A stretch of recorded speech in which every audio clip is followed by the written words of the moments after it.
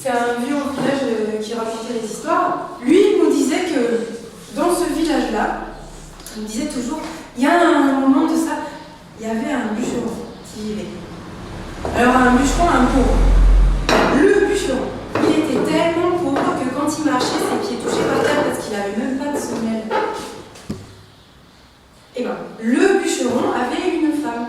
Et il a eu avec cette femme 2 jumeaux. Sa femme est morte. Le bûcheron est resté avec ce qu'il avait de plus beau au monde, ses 2 jumeaux. Comme il était encore vigoureux, le bûcheron, il a pris une 2e femme. Cette 2e femme n'était pas aussi douce et belle que la première. Elle était pire que la mère du diable. Elle est allée dans la cuisine, elle a pris le couteau, elle a tué les 2 jumeaux du bûcheron. Elle les a enterrés dans le fond du jardin. Le bûcheron, en rentrant de la forêt, a cherché ses 2 jumeaux.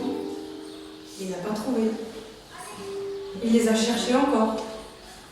Il ne les a toujours pas trouvés. Il est allé chercher plus loin. Il a traversé la forêt en hurlant comme un loup. Et il les a toujours pas trouvés. Il a passé la nuit dans la forêt à chercher partout ses jumeaux sans les trouver. Le matin, quand il est revenu chez lui, le bûcheron a pris 10 ans d'âge. Le bûcheron a vu 2 arbres dans le fond de son jardin. 2 noyers magnifiques.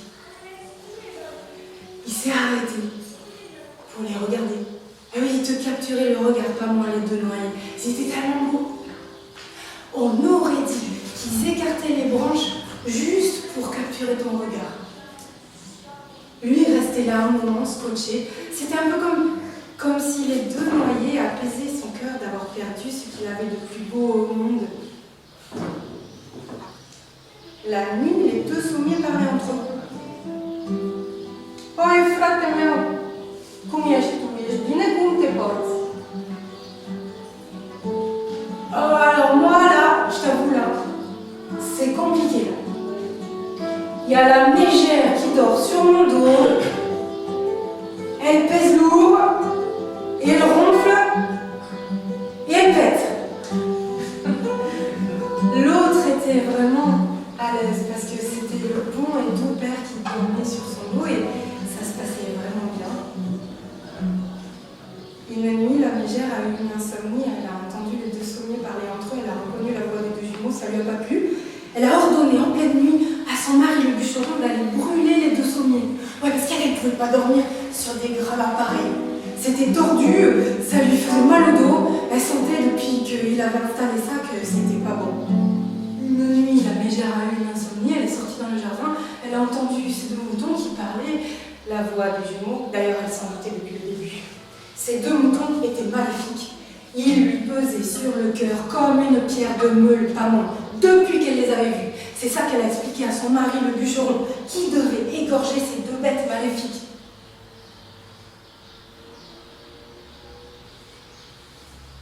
Mais il partait sur le champ sinon. Il est allé chercher le couteau dans la cuisine. Il a pris les 2 moutons, il est parti dans la forêt pour faire comme elle a dit, les égorger et laver la viande et la peau et les os et les boyaux pour après ramener le reste et le donner au cochon. Et il marchait dans la forêt avec son couteau et ses 2 moutons. Mais il ne pouvait pas les égorger, ils étaient tellement beaux. Il a croisé un vagabond. Il lui a laissé les moutons et le couteau et il est reparti en lui expliquant bien tout. Le vagabond est allé avec les 2 moutons jusqu'au ruisseau. Il a égorgé les moutons, il a lavé la peau, les os, la viande et les boyaux. Quand il était en train de laver les boyaux, 2 petits bouts de boyaux se sont échappés entre ses doigts et ils sont tombés dans l'eau du ruisseau.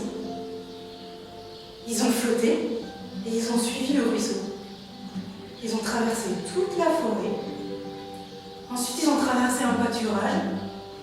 Ils ont croisé un autre ruisseau. Ils ont continué. Puis ils sont arrivés dans un pré. Là, le ruisseau a fait un grand méandre. Et au bout du méandre, les 2 morceaux de boyaux sont restés accrochés accrochés dans l'herbe. Ils se sont transformés en deux garçons qui couraient dans le pré parce qu'il y avait des fleurs partout. Ils étaient contents, les garçons. Il faisait chaud, il y avait des fleurs partout. Ils couraient tranquilles, contents. Et la nuit est tombée. Comme ils n'étaient pas très bien habillés, ils ont commencé à avoir un peu froid et en plus, depuis le temps, ils commençaient à avoir aussi un peu faim. Ils ont longé le ruisseau qu'ils ont vu, ils ont longé jusqu'à ce qu'ils trouvent il y avait une petite lumière là-bas au fond. Ils ont suivi la lumière et ils sont arrivés devant une petite maison en bois. C'est un vieillard qui leur a ouvert. Il avait l'air vieux, tout ridé, il parlait pas. Il leur a fait signe d'entrer. Alors ils sont rentrés. Il leur a donné une assiette de marmalade. C'est un peu comme la polenta. Ils ont mangé. Ensuite, il s'est assis et il leur a demandé s'ils avaient besoin d'autre chose. Les deux garçons lui ont dit qu'ils voulaient juste lui raconter une petite histoire.